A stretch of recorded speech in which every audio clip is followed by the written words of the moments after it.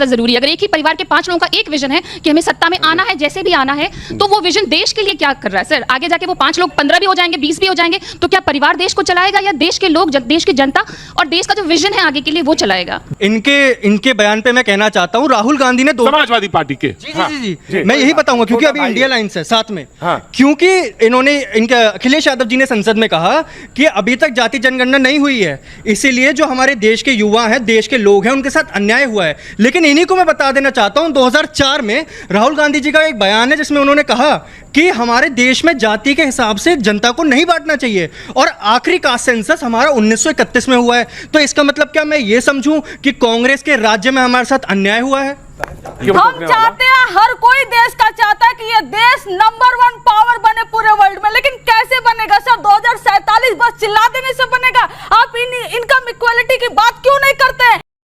दोस्तों नमस्कार। दोस्तों, अब जनता बेवकूफ़ नहीं रह गई है, जनता बहुत समझदार हो चुकी है। पहले का ज़माना और होता था जब लोगों को बेवकूफ़ बना लिया जाता था, क्योंकि लोग गांव में रहते थे, साधन कोई था नहीं। आजकल मीडिया बहुत स्ट्रॉन्ग हो चुका है, और सबसे बड़ी बात यह है कि मीडिया का बाप आ चुका है सोशल मीडिया। कोई चीज़ छुपती नहीं है दोस्तों। पहले तो लोगों को बेवकूफ़ बना लेते थे कि हमने गरीबों के लिए ये किया है, गरीबों के लिए वो किया है, लेकिन जब से मोदी जी आए हैं उन्होंने डिजिटल मीडिया को इतना तेज़ कर दिया है कि घर घर के अंदर इंटरनेट पहुँच चुका है। लोगों को पता है कि कौन सी पार्टी ढंगती है, कौन सी नहीं है। सबको इनके पुराने पाप नज़र आने शुरू हो चुके हैं, जो इन्होंने तो 60 साल 65 साल जो किया है हमारे देश के साथ। अब देख लीजिए, मोदी जी जब से आए हमारा देश कितनी तेज़ी से तरक्की कर रहा है। अब इसी वजह से जो ना अपोजिशन है वो जलती रहती है, क्योंकि उनको मौका तो मिल नहीं रहा सत्ता का सुख भोगने का। अब इसी के ऊपर जो कंचना है, लालू की पार्टी की जो लड़की है, प्रवक्ता है, उसको जनता ने जो धोया है, मज़ा आया है दोस्तों डिबेट देख के। पूरी डिबेट देखेंगे तो आपको बहुत मज़ा आएगा।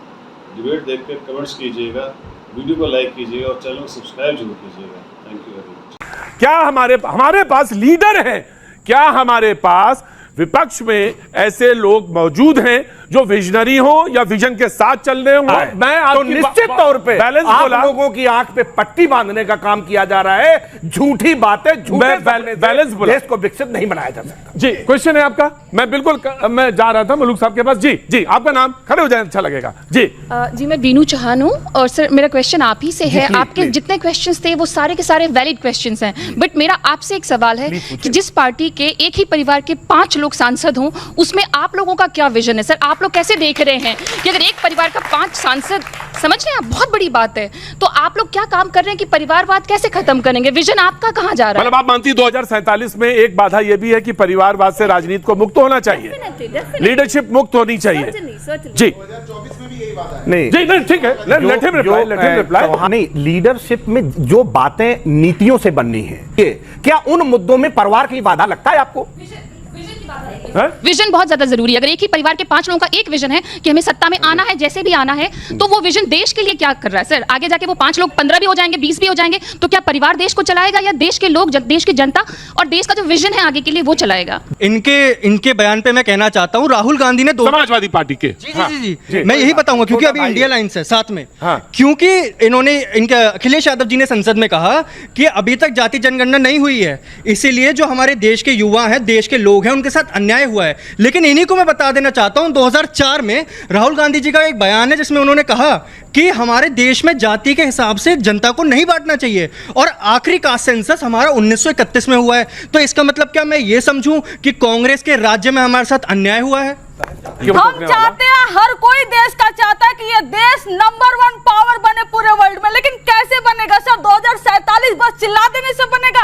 आप इनकम इक्वालिटी की बात क्यों नहीं करते? 121 लोग हाथरस में मारे गए, 121 लोग, जो बाबा में अगर वो हेल्थ फैसिलिटी वहां पर होती तो कितनी जानें बच चुकी होती। एम्बुलेंस नहीं था, हॉस्पिटल नहीं था, हॉस्पिटल पहुंचे तो डॉक्टर नहीं था, सिलेंडर नहीं था, कुछ नहीं था, और 121 जानें चली गई। ये उत्तर प्रदेश का हालत है, और 2047 की बात करते हैं आज। आप आज की बात करिए। मैडम बोल रही है कि उसने ये किया, यूपी में ऐसे हो गया, बिहार में वहाँ ये हो गया।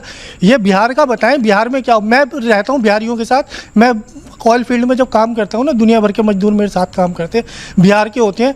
आउट ऑफ इंडिया में भी नौकरी करते हैं वो लोग, वहाँ से पैसा बिहार भेजते हैं। आज से नहीं, मैं 47 साल मेरी एज हो गई, इतने सालों से मैं देख रहा हूँ। हाँ। वो पैसा बिहार भेजते हैं, बेचारों की हालत इतनी बुरी होती है, बाद में फिर आते हैं नौकरी करने, उनके घरों में ये हो गया, कभी वो हो गया, लूट मार। सवाल यहां से ये निकाला जाएगी। क्या नाम है तुम्हारा? प्रज्ञा मिश्रा। क्या उम्र है तुम्हारी? 19 साल। 2047 यानी 20 साल और मान ले, 22 साल और 23 साल और, है ना, 23 साल बाद। ठीक है, हाँ सही है। तो तुम उस समय होगी लगभग 42 की। तो कैसा देखना चाहती हूँ भारत, तो किस तरह का भारत, ये जानना चाहते हैं सारे लोग। सर मैं सबसे पहले तो एजुकेटेड भारत देखना चाहती हूँ, जिसमें जो मतलब उसमें ये ना देखा जाए कि बच्चा गरीब है कि अमीर है, हर बच्चे को एजुकेशन मिले, अवसर, समान अवसर। हाँ, समान अवसर, क्योंकि एजुकेशन जो होता है ना सर, वो विकसित भारत की, वो विकसित देश की नींव है। राइट, ऐसा भारत जिसमें समान अवसर हो। युवा के कुछ सवाल जी। ऑफ कोर्स, पिछले 10 साल में हिंदुस्तान में 50,000 सरकारी स्कूल बंद हुए। हमारी सरकार तो नहीं थी। 9,000 स्कूल केवल अकेले गुजरात के अंदर बंद हुए। आलोक जी, वो गुजरात के स्कूलों के बारे में कहते हैं कि जिस स्कूलों में परिधि में बच्चे कम थे, उस स्कूल को मर्ज कर दिया बड़े स्कूल में। तो दैट वो जो आंकड़ा आप देते हैं वो बंद का आंकड़ा देते हैं, जबकि वो ये सरकार कहती है कि मैंने स्कूल के यहां पे 4 बच्चों आते थे, कहीं 3, उनको मिला के 4 स्कूल को मिला के मैंने 1 स्कूल कर दिया। अभी इन्होंने कहा कि साहब बिजली नहीं दे पाए थे। हिंदुस्तान में 7 लाख गांव थे, 32,000 गांवों में बिजली थी। और अगर हमारा रिकॉर्ड देखेंगे 60 साल का, तो उसके अंदर 11,500 गांव को पर ईयर बिजली दी गई है। और इनके समय पे केवल और केवल 1400 गांव। आलोक जी, अब यहां पे हम टोकेंगे। आप बताइए। आप रुकिए, यहां पे हम टोकेंगे। बताइए क्यों नहीं गए जी? क्या करती हैं आप? मैं हाउस वाइफ हूँ। बहुत बहुत प्रणाम है आपको। ठीक है, मैं जो बिजली की बात कर रहे हैं, मैं इनसे पूछ रही हूँ कि जब बिहार में आरजेडी की सरकार थी, आप मुझे बताइए कितनी बिजली आती थी, और आज चल के देखिए कितनी बिजली आ रही है। हर गली, हर मोहल्ले में सड़क की हालत देख लीजिए, बिजली की हालत देख लीजिए, पानी की हालत देख लीजिए, खुद शर्म से आ जाएगी आपको। ये मोदी जी है कि हमारा बजट 48 लाख करोड़ का है, लेकिन 2024 और 25 के एंड तक, वित्तीय वर्ष के एंड तक हमारे ऊपर कर्ज 181 लाख करोड़ का हो जाएगा। हमारा जितना बजट है उससे 4 गुना ज्यादा हमारे ऊपर कर्ज हो जाएगा। ये मोदी जी है, ये मोदी जी है कि हमारा 48 लाख करोड़ के बजट में 11 लाख करोड़ रुपए सिर्फ और सिर्फ ब्याज में दिए जाएंगे, और वो मूलधन में नहीं, ब्याज में दिए जाएंगे। और ये मोदी जी है, इसलिए मोदी जी का गुणगान इतना मत करिए। बिहार को जो बजट मिला उसको बता दो भाई, एक मिनट बोले। वो सारे के सारे प्रोजेक्ट पहले से आवंटित थे, पास थे, और पैसा ऐसा नहीं कि केंद्र सरकार देगी। केंद्र सरकार फैसिलिटेट करेगी स्टेट गवर्नमेंट को कि वो मनी बोरो कर सके, चाहे वो एशियन डेवलपमेंट बैंक हो, वर्ल्ड बैंक हो, IMF हो, चाहे जहां से वो मनी बोरो कर सके, और वो घाटे में जाएगा। राज्य के फिस्कल डेफिसिट वो केंद्र सरकार। सर, मेरा सवाल कंचना जी से है। अभी उन्होंने कर्जे की बात की, तो क्या हमें वो अभी हाल फिलहाल में इंडिया का डेट टू जीडीपी रेशियो क्या है वो बता सकती हैं, और ये बता सकती हैं कि हमारा प्राइस परचेस पैरिटी क्या है और CPI इंडेक्स क्या है? इसके बारे में ज़रा हमें अवगत कराएं। अर्थशास्त्र की बात चल रही है। दूसरा मेरा सवाल आलोक जी से है। इन्होंने शुरुआत में कहा कि जो रेल हादसे हैं वो बढ़ गए हैं।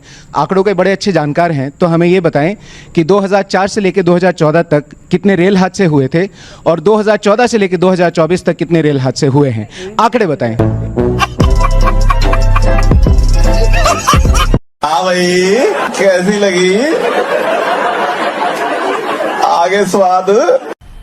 मजा आया, और मैं ये जो मजा है हिंदुस्तान के हर व्यक्ति को देना चाहता हूं।